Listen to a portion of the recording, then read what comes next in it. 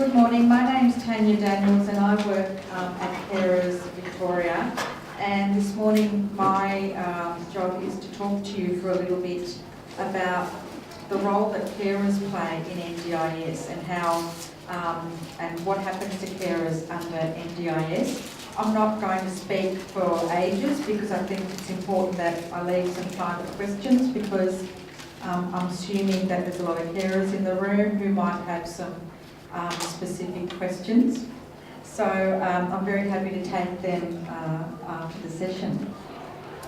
So in case you haven't heard of us, we're the peak body that looks after carers in Victoria, and there's an organisation in each state, and then we also have Carers Australia. So please come and visit our table if you don't know much about us, and we're very happy to talk about how we can support you as a carer and get you to join up as well. Membership is free.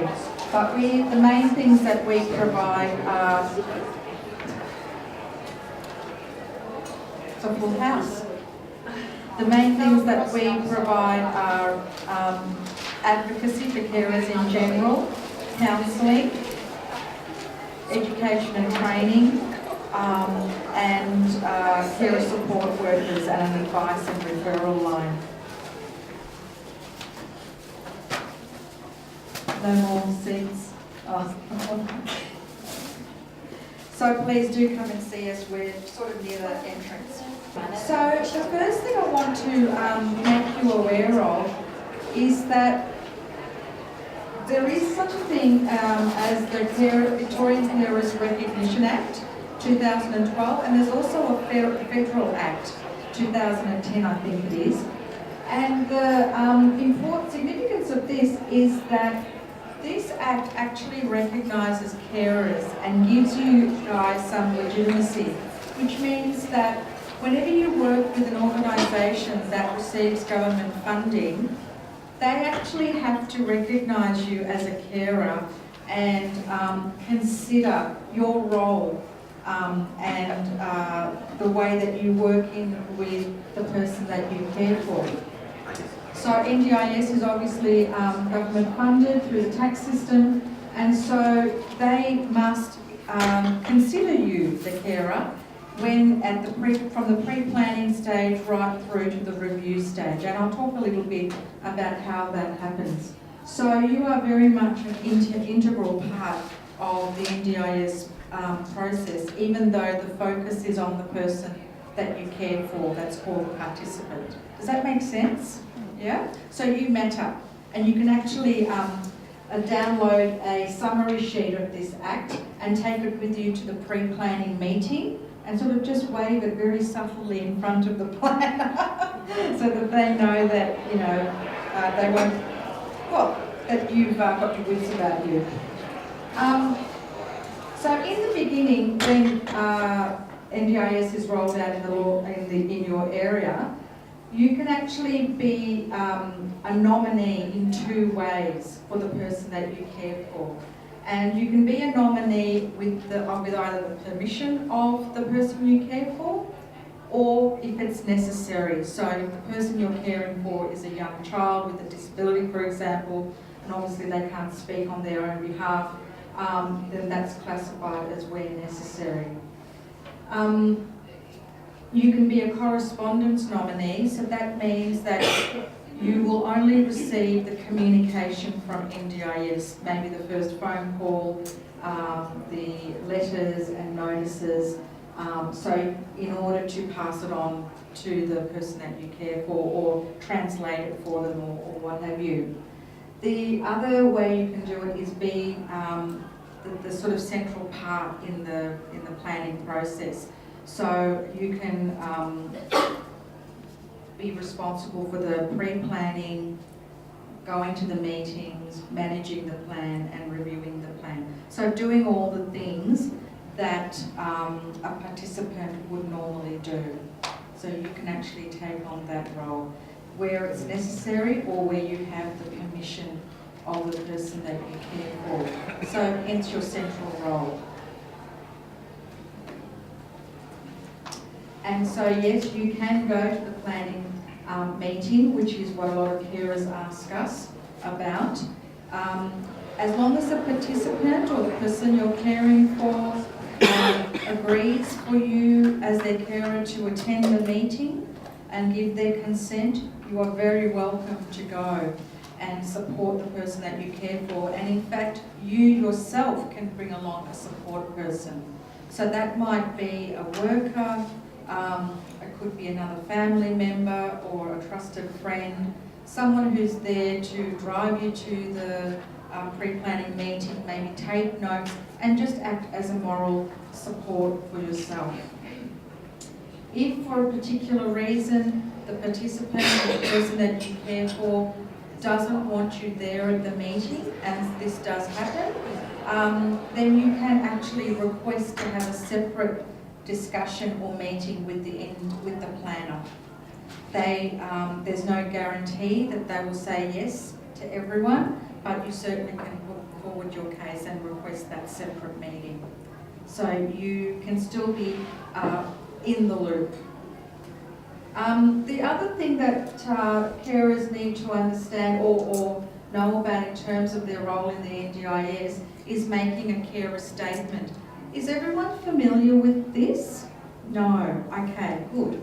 So the carer statement is basically, it can be in the form of a letter. It's not like a big official document that tells the planner what your role is in that person's life, what you do on a day-to-day basis, how often you do these tasks, and how being a carer is impacting on you and other family members. So this is to give the planner and NDIS a picture of what support is around the participant. But also remember that legislation I mentioned before, it's also about considering how much work the carer does. And I'm imagining that as a carer you're doing a lot of work. You save the government billions of dollars a year, 60 billion actually a year you save the government. So, and this is about NDIS taking into account the carer in planning forward and going ahead. So when you talk, the carer statement is your chance to provide NDIS with your version of what you think the issues are with the person you care for and what you think they would need and your hopes and dreams for them. But it's also describing or explaining to them what your limitations might be going forward. Whether you can continue doing what you're doing or whether, for whatever reason, you need to pull back a bit. Do you know what I mean? But there's no wrong or right in the letter. It's very personal, it's unique to every person. So it's not like you have to mention X, Y, and Z. Really what you put in that letter is up to you. But these are the broad headings that you need to cover. Your limits. So that was the one I missed, sorry. So that's important too.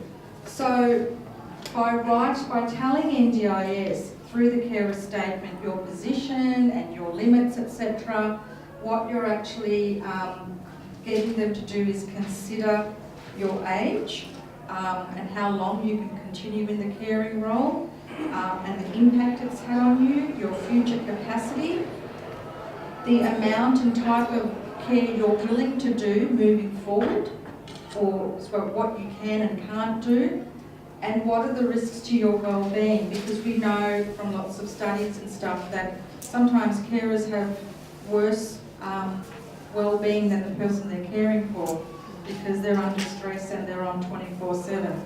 So, so NDIS has to take that into consideration too. So rather than say you, the carer, doing all these tasks every day, then you might say to NDIS, well, I'm willing to do 50%, but I can no longer do the other 50% because I have health issues as well. Does that make sense?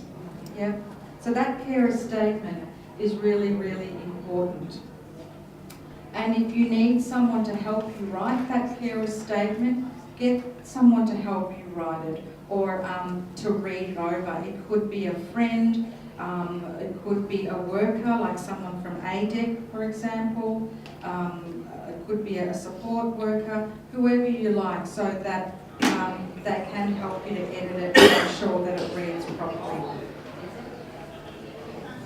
And you can actually send that carer statement in with the application form, or before the pre-planning meeting, or at the pre-planning meeting as well. So one of the things I guess carers are most disappointed is that with under NDIS, it's all about the participant or the person you care for. There's nothing specifically for carers. There's no support specifically for carers.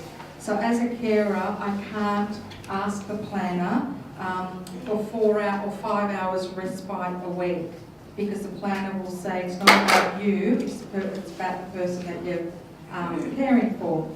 But you can have respite-like effects depending on the supports that you ask for the person you're caring for. So for example, if I have a teenage son and he likes sport, I might ask for a support worker to take him out and do some sport or recreation, bowling, even the movies or whatever, for 5 hours a week. So when he's gone with that support worker, that then gives me some respite. Do you see the subtle difference? Yeah. So you're not asking for you have to ask for the person that you care for, but by them going out of the house, or by them coming, or the support worker coming into the house, you get a break.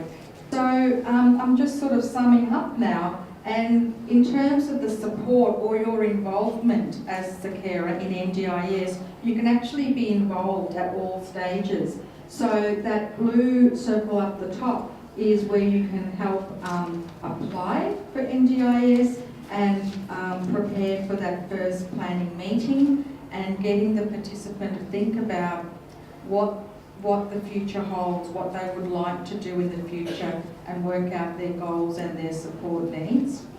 In that second stage, the carer, if they have the permission of the participant, can attend the planning meeting and communicate with the planner. They can be what's called an informal support, which means you're kind of doing caring that's not paid for, and you can sort of advocate, I guess, on behalf of the participant by explaining to the planner, this is what my person needs and why. And then once the plan comes through, you can be involved in helping to manage the plan. I won't go into detail too much, but you can be very involved or just a little bit involved in managing the plan still, and finding services and supports for the person, maybe with the help of the local area coordinator, and in that final stage of reviewing the plan after 12 months to communicating with the planner and saying, well, this is what worked, this is what didn't work, and this is what we need more or less of. So the carer is actually involved at every stage. So even though the carer is not mentioned in NDIS a lot, they are still heavily involved, and that NDIS has to recognise carers and involve carers as part of the plan. The sticking point becomes how much I guess that's my next slide, how much you are involved depends on the wishes of the participant and the situation or condition or capability of the person that you're caring for. But also think about how much you want to be involved as well. So it depends on, what the person that you care for wants, but also what your level of involvement is as well, what you want that to look like.